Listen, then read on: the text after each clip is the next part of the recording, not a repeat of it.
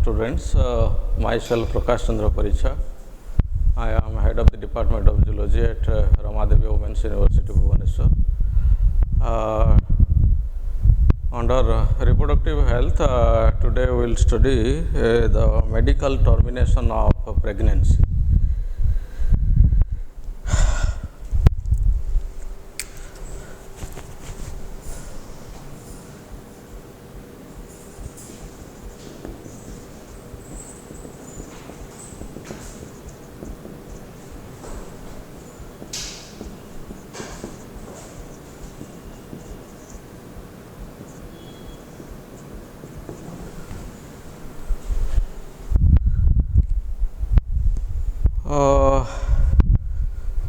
So, medical termination of pregnancy means voluntary termination of pregnancy before full term by abortion.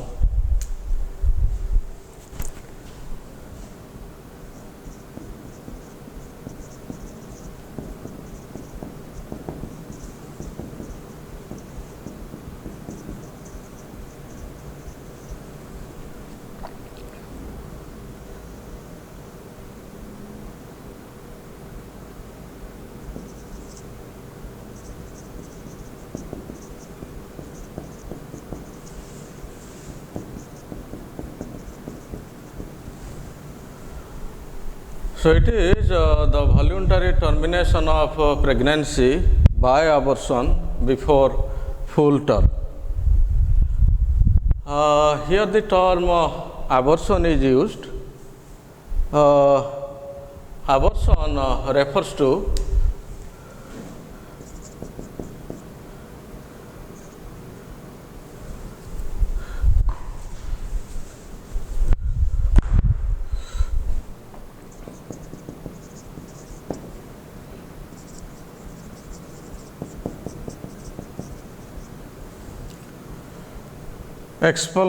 expulsion of embryo or fetus or the product of conception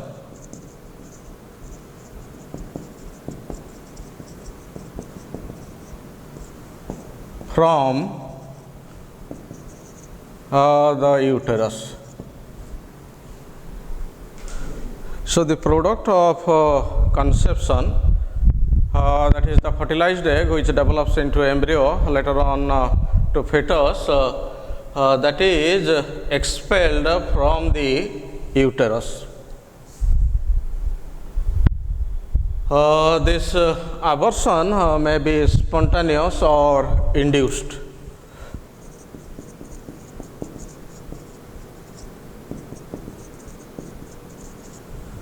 In spontaneous abortion, the abortion occurs spontaneously on its own, but in induced abortion, the abortion is induced.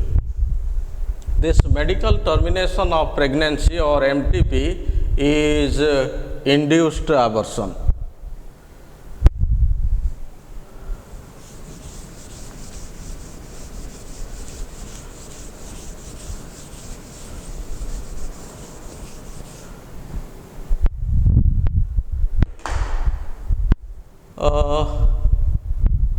Abortion, this medical termination of pregnancy can be safely done within the 12 weeks of pregnancy. After that, it becomes risky. Although it can be done, it is riskier. There are different procedures adopted for this MTP basing on at which stage the pregnancy is.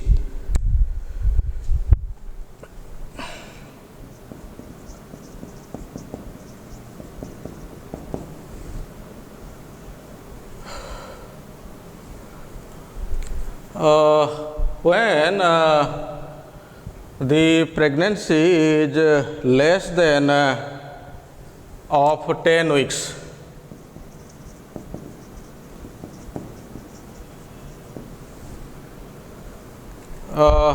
this MTP can be done with the help of abortion pill. Abortion pill is given to the woman which is undergoing this MTP. This abortion pill contains anti-progesterone.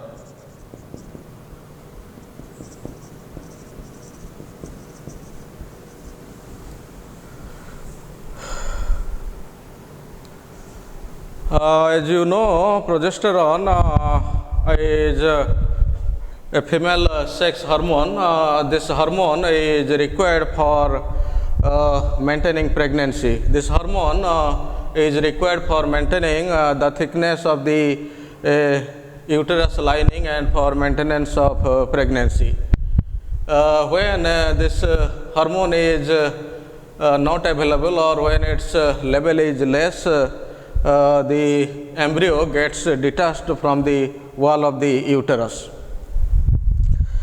So, since this hormone has anti-progesterone activity, on administration of this pill within 12 hours, the embryo will be detached. The embryo gets detached from the wall of the uterus.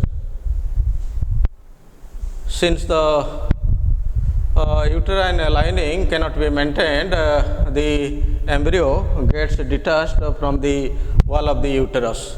Then after 1 or 2 days, prostaglandins are given.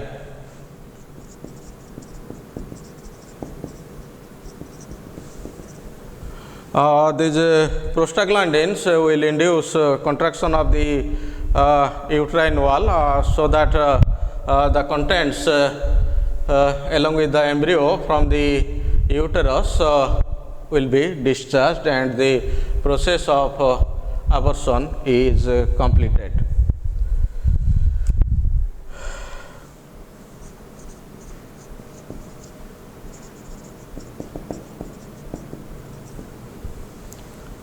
Then another method is vacuum aspiration method. When pregnancy is up to 12 weeks, this can be performed. Here in vacuum aspiration, a flexible tube, a long flexible tube is inserted into the uterus through the vaginal opening. The end of the flexible tube, which is outside the female body, is connected to an aspirator. Aspirator is a pump.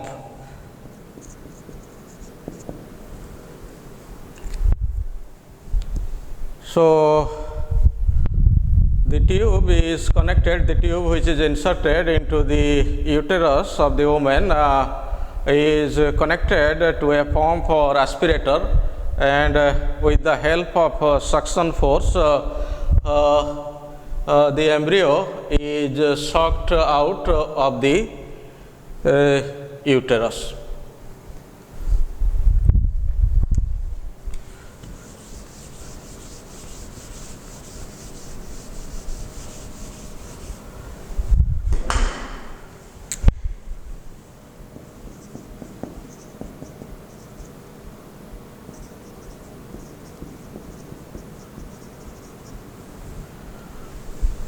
Then another method is dilation and curettage.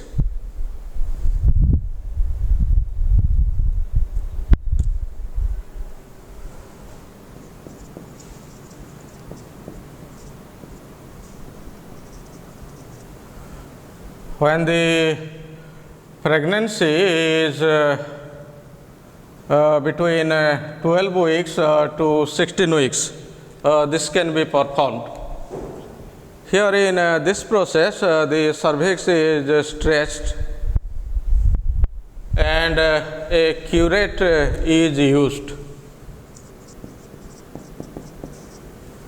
Curette is a spoon-shaped knife.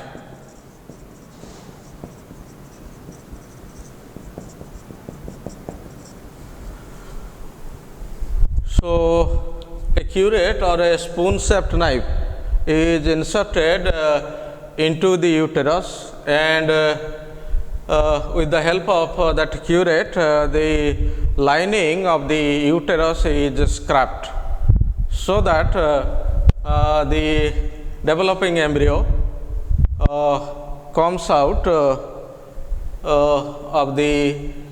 from the uterine wall.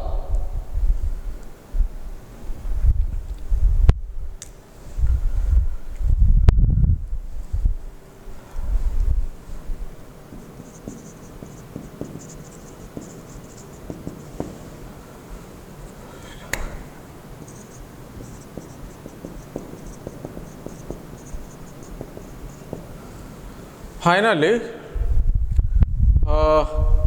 another method, that is prostaglandin or saline injection. This method is used when pregnancy is for more than 16 weeks. So, 16 plus weeks.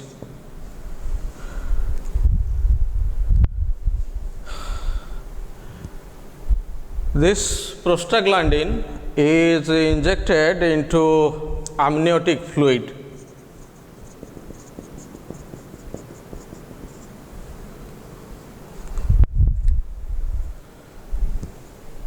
The embryo will be surrounded, the embryo or the fetus will be surrounded by the amniotic fluid. This prostaglandin is injected into that amniotic fluid, so that the embryo or the fetus gets killed, and it will induce the contraction of uterine wall. In place of prostaglandin, saline can also be used. Saline solution can also be used.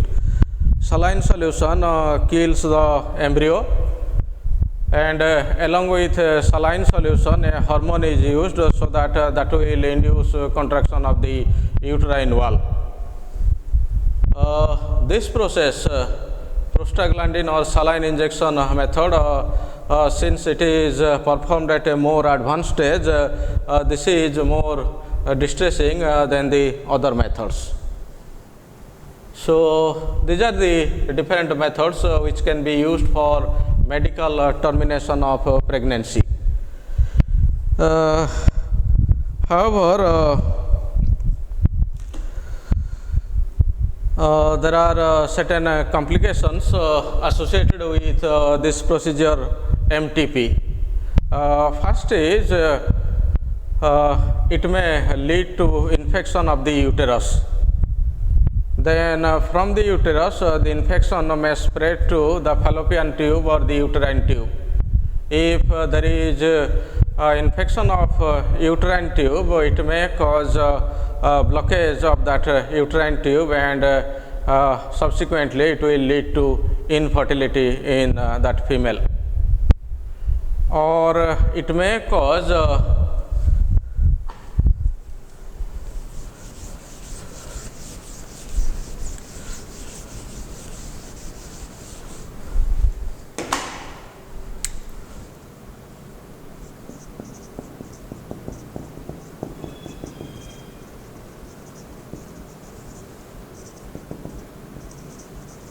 pelvic inflammatory disease, PID, where there will be pain and discomfort in the abdominal region of the woman.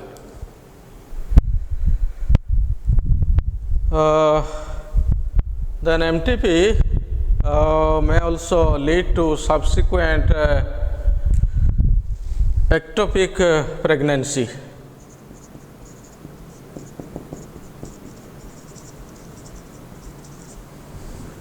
Ectopic pregnancy means the embryo or the fertilized egg gets implanted outside uterus. Usually, implantation occurs in the uterus, and there the embryo or fetus grows till birth. But in case of ectopic pregnancy, the implantation will occur elsewhere. For example, it may occur in the uterine tube.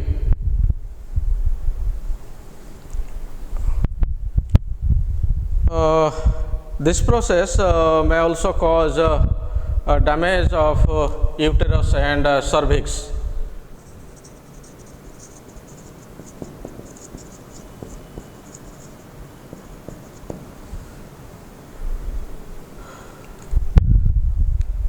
This damage of uterus and cervix may be caused during this process of medical termination of pregnancy, and it may later on lead to infertility. Then during this process, sometimes the placenta is retained within the uterus. If that happens, then subsequently there will be bleeding from the uterus. Also, there is emotional damage to the woman which is undergoing this process. So the woman prior to undergoing this process must be counseled, and after the process also the woman need to be properly counseled.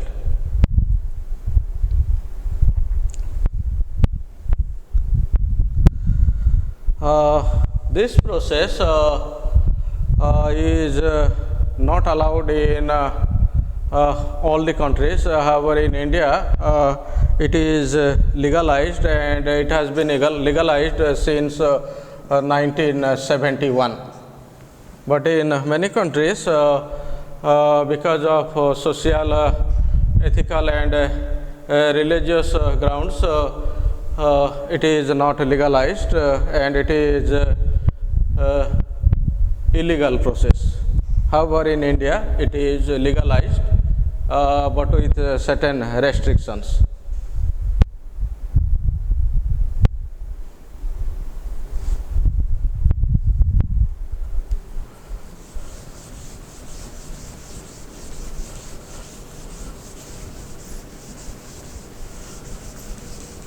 This medical termination of pregnancy is used when continuation of pregnancy is harmful either to the fetus or to the mother or to both.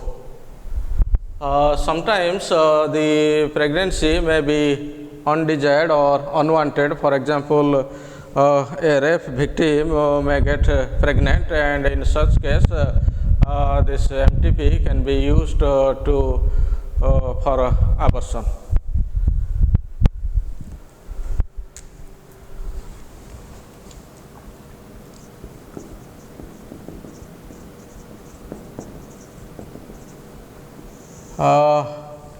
Next we will discuss amniocentesis. This amniocentesis is a prenatal diagnostic technique.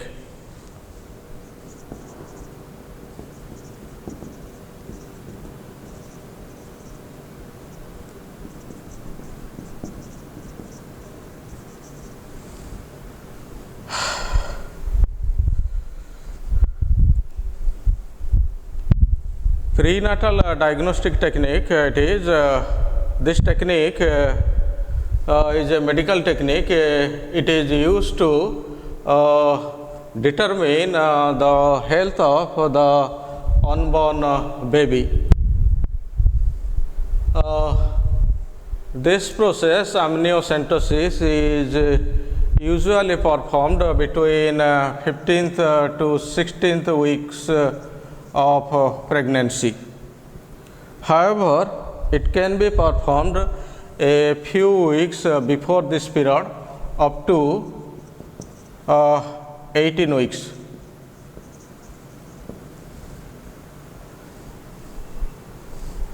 But usually it is performed between this period, between 15th to 16th week of pregnancy. This procedure is done.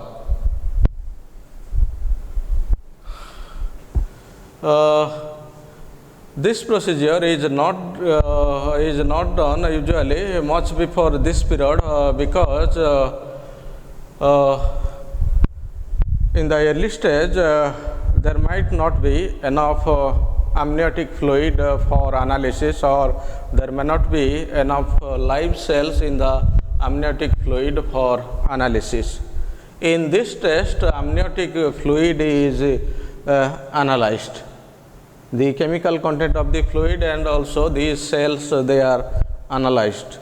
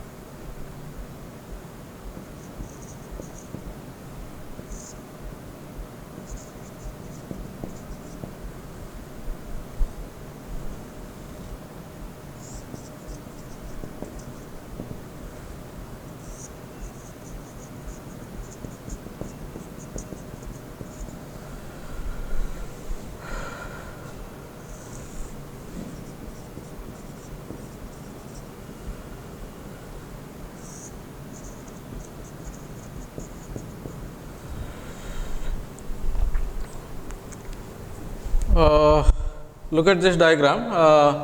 The embryo or the fetus that grows within the womb of the mother. There, suppose this is the embryo or the fetus which is within the uterus. You can see here it is surrounded by a thin membrane. This thin membrane is the amnion. In between this amnion and this fetus, here there is a space or cavity. That is the amniotic cavity, and that cavity is filled with a fluid. This is the amniotic fluid. This amniotic fluid is a clear fluid, slightly yellow color. It is like urine. So the embryo is completely surrounded by this amniotic fluid.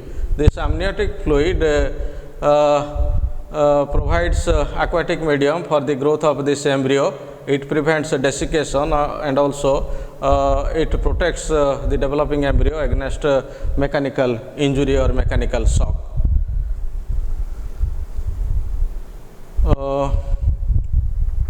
So during this process of amniocentesis, the fluid which is present here is collected with the help of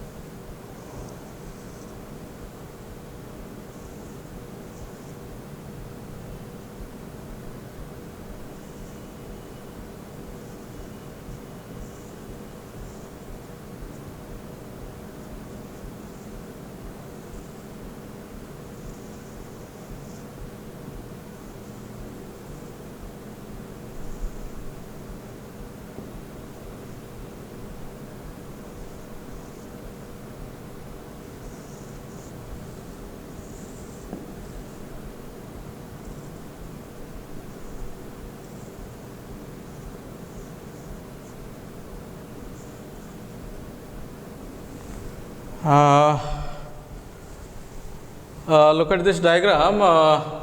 Suppose this is the uterus, cord section of the uterus. You can see here, this is the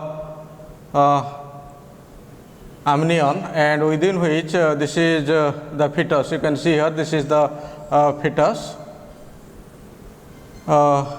This is the wall of the abdomen.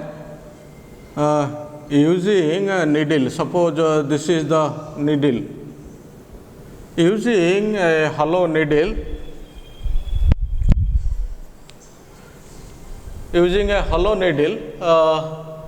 the fluid from the abdominal, from around the embryo is collected. This is the abdominal wall. This is the wall of the uterus. The needle pierces the wall of the abdomen and also the wall of the uterus, and it pierces the amnion, and the fluid is sucked up without causing any harm to the fetus. About 20 cubic centimeter of the amniotic fluid is collected. Then that fluid is centrifuged. The fluid is centrifuged to separate cells from that fluid. Then the separated cells, they are cultured. They are cultured to increase their number and to obtain some dividing cells. Since the cells are required to be cultured, the result of this amniocentesis, to get the result, it may take say 3 to 4 weeks, because the cells have to be cultured, their number need to be increased, and dividing cells must be obtained to study the chromosomes. Then the chromosomes are studied for abnormality. From the chromosomal abnormality, future appearance or the development of diseases can be detected. So, by studying the chromosomes from the dividing cells, chromosomal abnormality can be detected. Also, from the amniotic fluid, the chemicals present, they are also analyzed.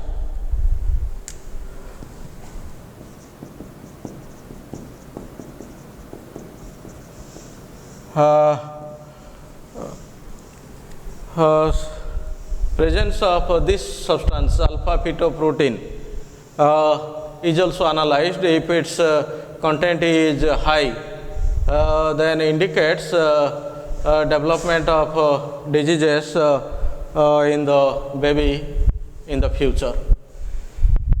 So, this process is basically used for detection of the health of the unborn baby.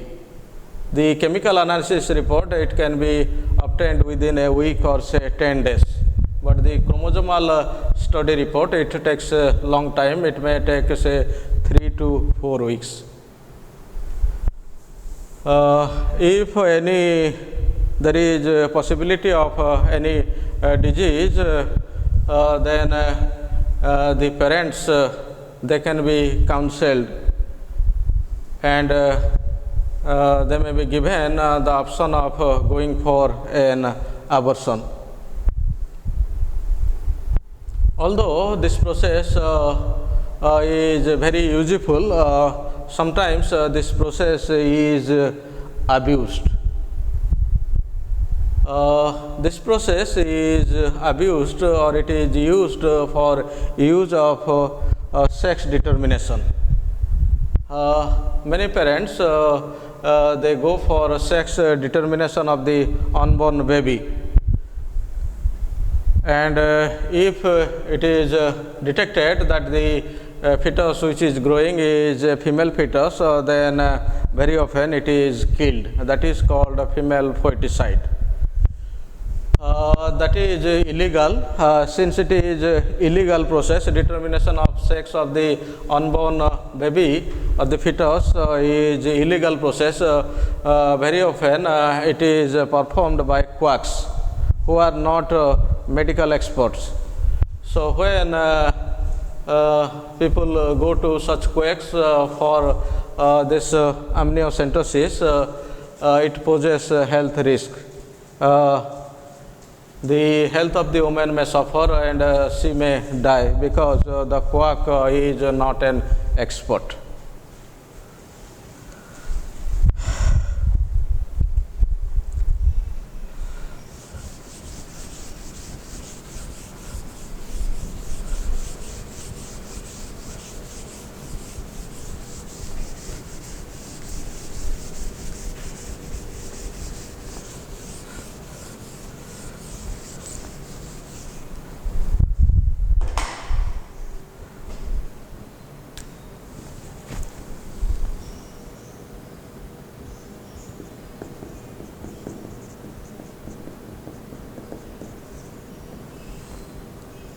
Then we have infertility.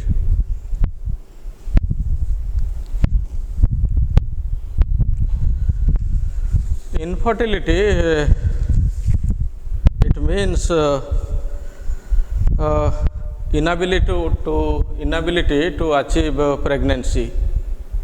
If a couple after 1 year of trying fail to achieve pregnancy, then it is termed as a case of infertility.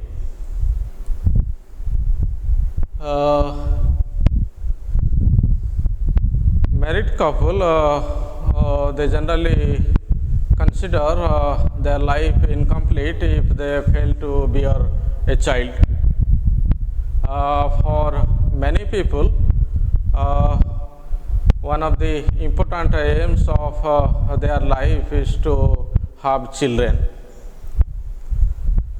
So if people or couple they fail to achieve pregnancy, then it is a cause of serious concern for them. It causes mental pain and deep anguish. They feel or they develop a feeling of incompleteness. They feel that life is not complete without having children.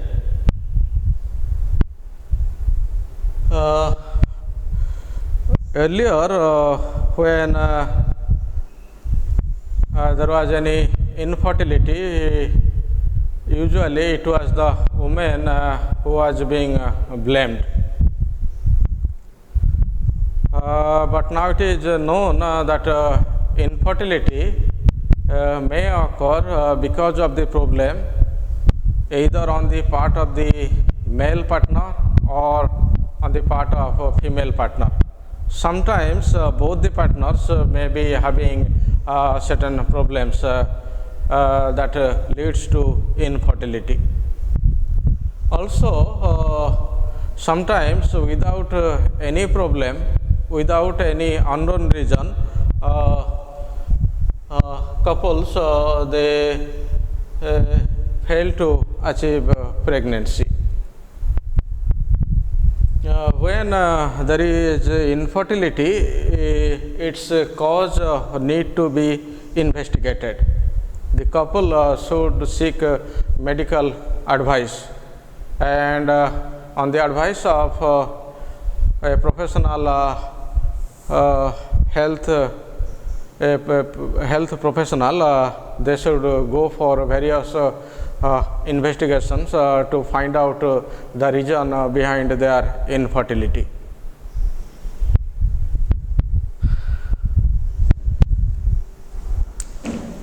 First, we will see what are the causes of infertility in women.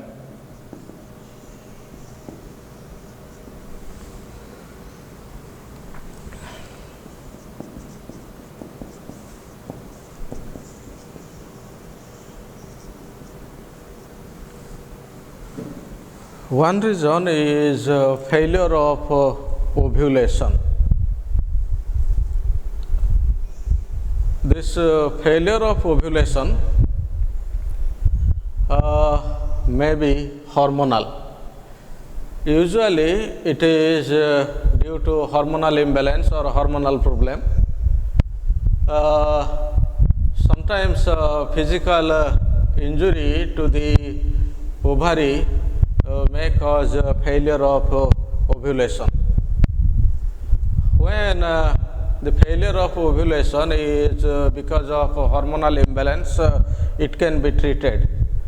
90% of hormonal related failure of ovulation can be treated or it can be cured. When there is failure of ovulation because of hormonal imbalance, hormonal drugs can be used.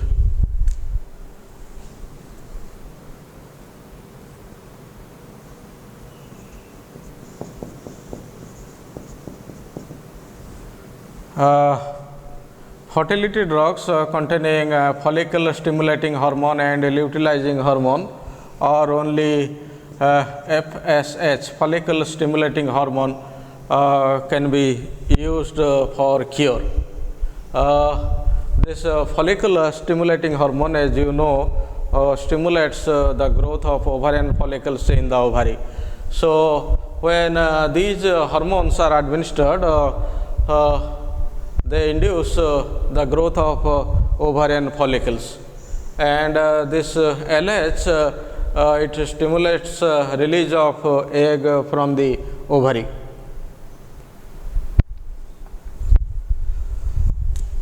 Sometimes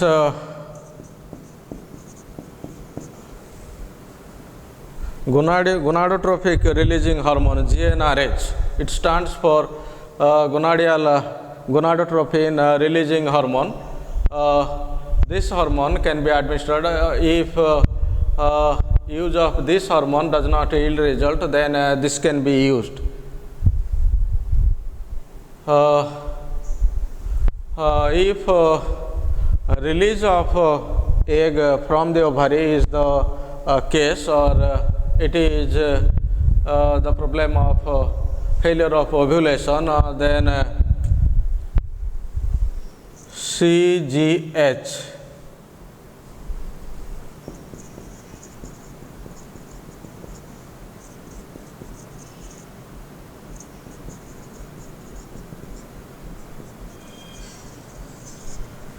chorionic gonadotropin hormone, it can be used to induce the release of egg from the ovary.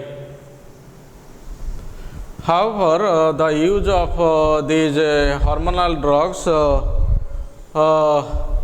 may cause formation of or release of more than one egg in every month. Usually, every month during the reproductive period, one egg is released from the ovary of the female. But when the ovaries they are induced with these hormonal drugs, there may be release of multiple eggs in each month, and this may lead to multiple pregnancy.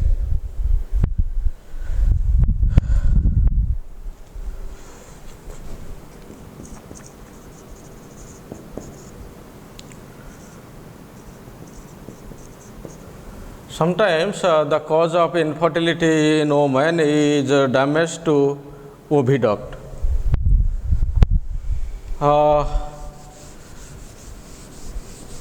Sometimes the oviduct might have been blocked.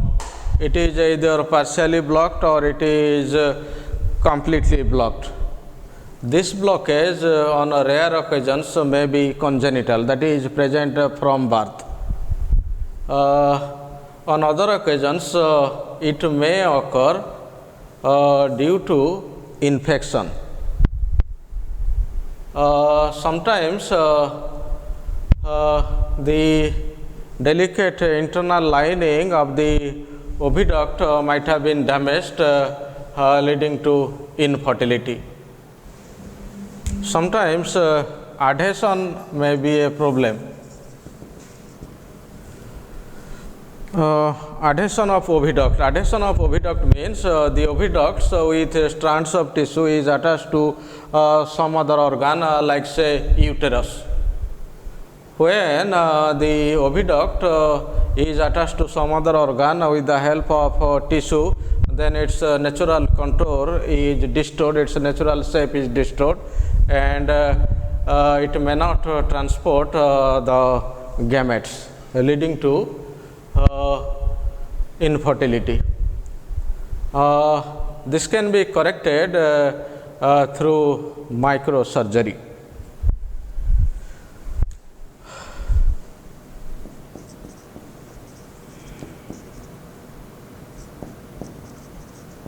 Then another cause of infertility in women may be damage to uterus. As you know, implantation occurs in the uterus, and there the embryo grows till birth. If the uterine lining is damaged, sometimes the uterine lining is damaged because of the procedure adopted during abortion, for example, scrapping. So when the uterine lining is damaged, it may cause infertility. Here, the problem is not of getting pregnant, it is the problem is of maintaining pregnancy. So when the uterine lining is damaged, there will be pregnancy, but it may not last full term. There are chances of miscarriage.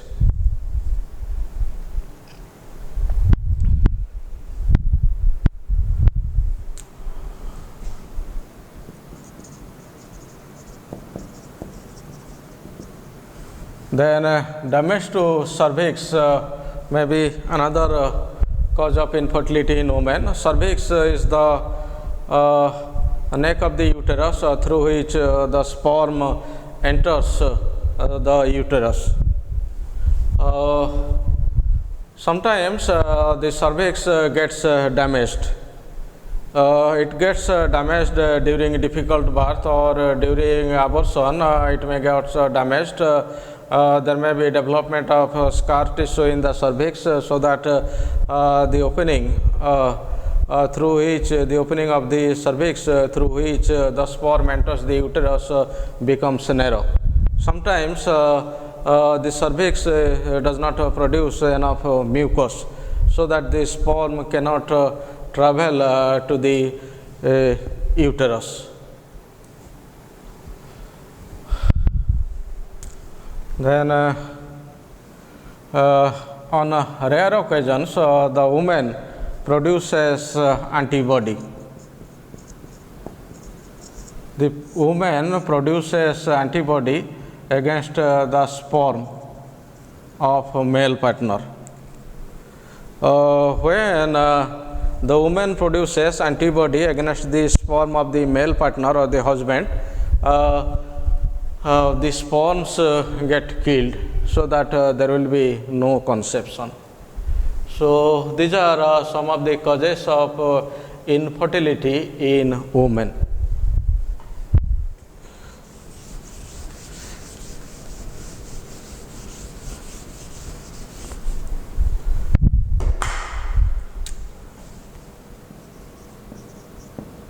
Then infertility in men.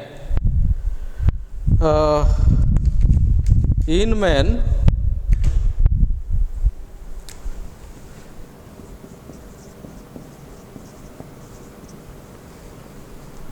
there may be absence of sperm in semen or seminal fluid. Absence of sperm in semen or seminal fluid is known as azoospermia. This condition, absence of sperm in semen, is known as azoospermia. there is absence of sperm in semen, either because the sperms are not produced, or there may be some blockage somewhere in the ducts that carry the sperms from the testes to the seminal vesicle, or there is a failure of the ejaculatory mechanism. So sperms may do not appear in semen if they are not produced in the testes. Because of a hormonal problem, the male may not produce the sperms. Sometimes sperms are produced, but they do not appear in the semen. This is because of blockage.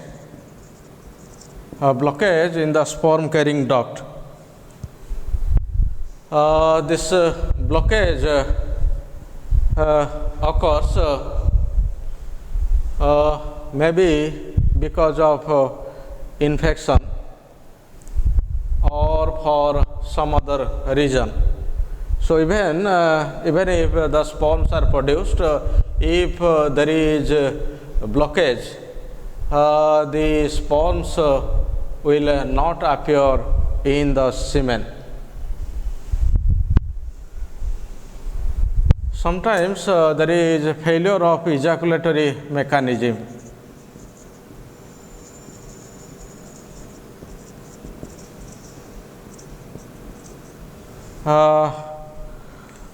There may be retrograde ejaculation. During normal ejaculation, what happens? The sperms they move down the urethra and out of the male body into the genital tract of the female. During retrograde ejaculation, instead of passing down the urethra, the sperms will pass up into the bladder, so that there will be no sperm in the semen. Absence of sperms in male, or if there is no production of sperms in male, it might be due to, say, a hormonal problem or injury to the testes.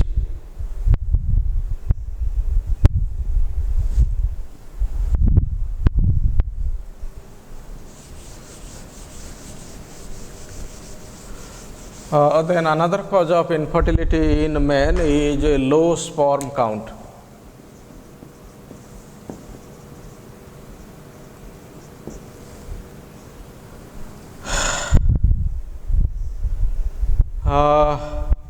In majority of males, this is the reason for male infertility: low sperm count. Adequate number of sperms are not present.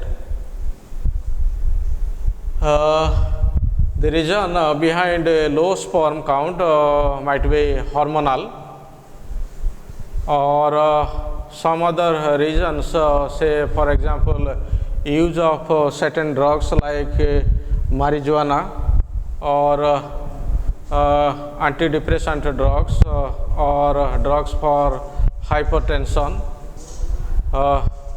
Obesity may also cause a low sperm count. Heavy consumption of liquor or smoking heavily, that is more than 20 cigarettes per day, may lead to low sperm count.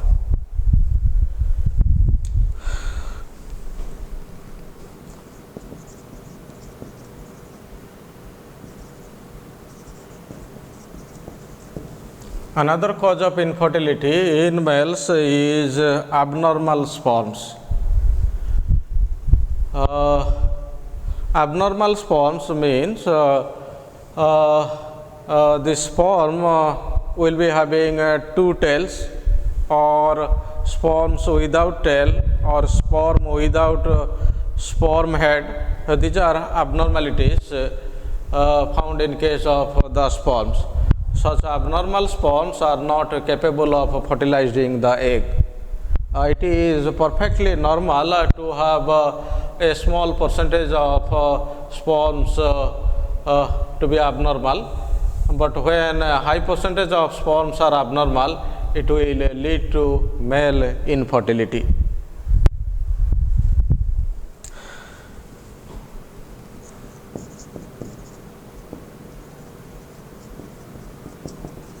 Then another cause is autoimmunity. This is of rare occurrence.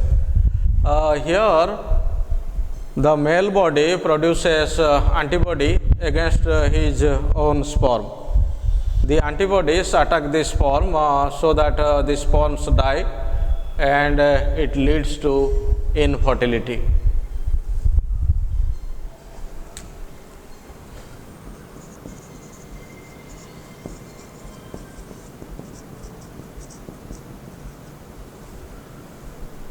Then another cause is premature ejaculation.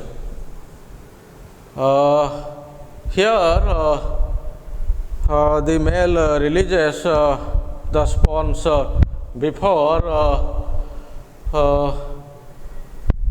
insertion of his penis into the vagina of the female. That is premature ejaculation. Before intercourse, there will be a release of these sperms. So they are released outside the female body, and it will lead to infertility. Usually, this problem is psychological, and it can be overcome with counseling and with experience. And finally,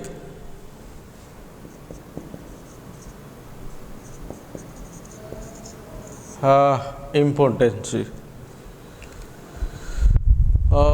Impotency is the inability to achieve erection, and to maintain erection of the penis, so that the male genital cannot be inserted into the genital of the female, and it will lead to infertility. So these were some of the causes of infertility in both male and female. Because of these problems, there may be infertility, but sometimes it so happens that both male and female, they are perfectly normal. Investigation does not show any abnormality with the male and female, yet they fail to conceive or pregnancy does not occur.